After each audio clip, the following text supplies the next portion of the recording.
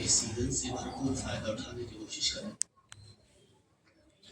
ہم ذہنی طور پر پہلے سے ہی تیار رہیں گے تاکہ بعد میں ہمیں پچھتاوا نہ ہو۔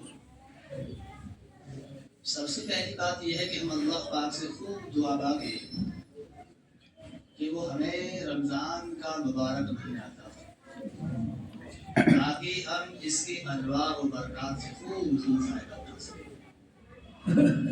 دوسری بات یہ ہے کہ ابھی سے 5 وقتہ نمازوں کو جماعت کے ساتھ ادا کرنے کی پوری کوشش کریں تاکہ رمضان کے مہینے میں اس اہم فریضے کی ادائیگی میں سستی اور کوتاہی نہ ہو۔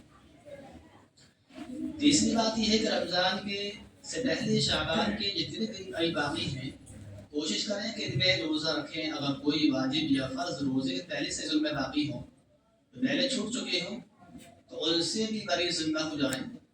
البتہ یاد رہے کہ جن لوگوں کو کمزوری کا اندیشہ ہو انہیں اب رمضان رکھنے کی کوشش نہ کریں۔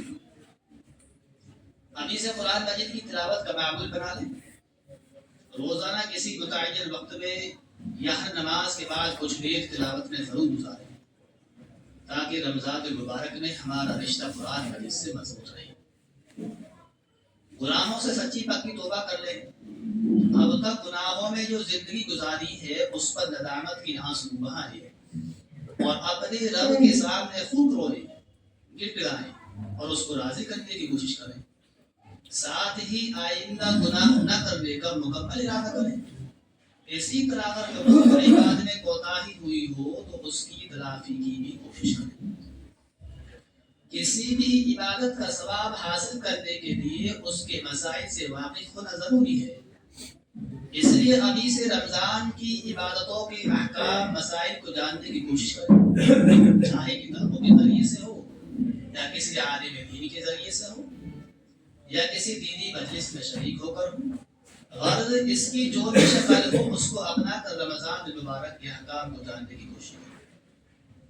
ہمیں شعبان ہی سے اس بات کی کوشش کرنی چاہیے کہ اپنی روزانہ کی ضرورتوں اور دوسرے ضروری کاموں کو ہم نمٹا لیں تاکہ رمضان کے مہینے میں زیادہ سے زیادہ وقت ہم عبادت کے لیے فارغ کر سکیں۔ ابھی سے صدقہ خیرات کی عادت ڈالیں تاکہ رمضان المبارک کے مہینے میں زکوٰۃ ادا کرنے اور راہ خدا میں خرچ کرنے میں ہمیں کوئی پریشانی اور تنگی محسوس نہ ہو۔ وقت کی قدر کرنا تو ہر وقت ضروری ہے ہی، لیکن رمضان المبارک کی برکتوں اور رحمتوں سے اعلیٰ مال ہونے کے لیے وقت کی حفاظت کرنا اور بھی زیادہ ضروری ہے۔ اس لیے ابھی سے تمام کاموں کے لیے اپنے اوقات کو مرتب کر لیں، اسی کے مطابق اپنی معمولاتی زندگی گزارنے کی کوشش کریں۔ اللہ تعالی ہم سب کے لیے آسان فرمائے انتظامات کو۔ دوسری بات یہ ہے ہم مسلمانوں میں آئے دن عملی خرابیاں بڑھتی جا رہی ہیں، آخر اس کی کیا وجہ ہے؟ غور کرنے سے معلوم ہوتا ہے کہ اس کے چند بنیادی اسباب ہیں۔ پہلی بات تو یہ ہے عملی کوتاہی کی سب سے بڑی وجہ اصل یہ ہے کہ آخرت پر یقین کی کمی ہے۔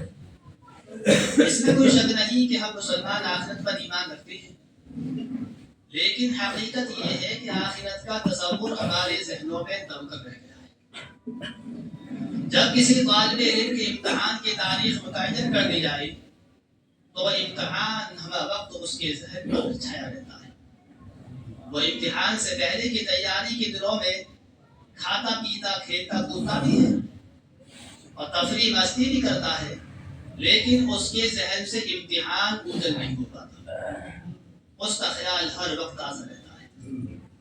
آخرت کے عقیدے کے بارے میں ہم سے یہی مطلوب ہے کہ ہم سارے کام کاج کرتے رہیں، تفریح اور کھیل کود سے دل بہلاتے رہیں، کاروبار ملازمت سے روزی روٹی بھی کماتے رہیں، لیکن آخرت کی یاد ہمارے خیال سے غائب نہ ہونے پائے۔ مگر افسوس کہ یہی ہر وقت کا یقین ہمیں حاصل نہیں رہا۔ ہمارے اور صحابہ کے درمیان اصل یہی ہے کہ انہیں آخرت کا اس طرح یقین تھا جیسے دن میں سورج نکلنے کا ہوتا۔ چنانچہ حضرت علی کا مشہور جملہ ہے کہ اگر جنت اور جہنم میرے سامنے لا کر رکھ دی جائیں تو بھی میرے یقین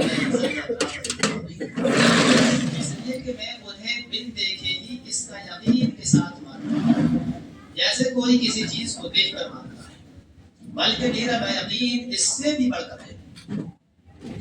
دوسری وجہ یہ ہے کہ ایمان خوف اور امید کے درمیان ہونا چاہیے، دونوں میں توازن ضروری ہے۔ حضرت عمر رضی اللہ عنہ کہتے تھے اگر حشر میں یہ اعلان کر دیا جائے کہ سب لوگ جنتی ہیں، صرف ایک جہنمی ہے، تو مجھے ڈر لگے گا کہ کہیں وہ میں ہی نہ ہوں، اور اگر یہ اعلان ہو کہ سب جہنمی ہے صرف ایک جنتی ہے، تو مجھے امید ہوگی کہ شاید وہ اکیلا شخص میں ہی ہوں۔ لیکن بدقسمتی سے ہم مسلمان اللہ پاک کی رحمت کے جتنے امیدوار ہیں اتنا اس سے خوف نہیں کھاتے۔